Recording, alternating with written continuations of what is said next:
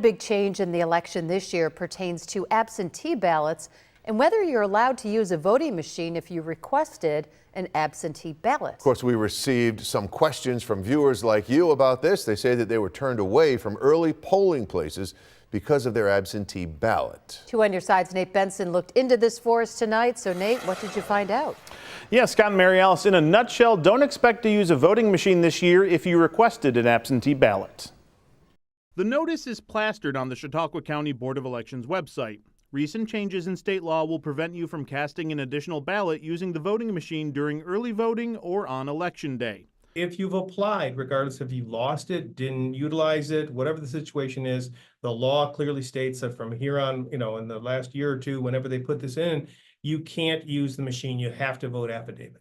It's a good warning from Chautauqua County Republican Elections Commissioner Brian Abram. There's long lines this year given all the attention with the big races nationally. Democratic Elections Commissioner for Erie County Jeremy Zellner says they are already receiving those absentee ballots, which is why you can't vote using a machine. We are currently processing absentee ballots every day that they come back to us. So it's impossible for us to pull your vote at the early voting site or on Election Day if you requested one. They're really causing us a lot more work on the back end. While you won't be able to vote using the machine, you can, however, vote with a provisional affidavit ballot if you didn't want to use your absentee ballot. You could do a provisional ballot and we're going to take it and we're going to file it, but it's not going to be counted if you voted absentee. We have a strong process to go through those things. Some viewers have also reached out to us saying that they never applied for an absentee ballot and that the poll workers turned them away because the system said they did request one.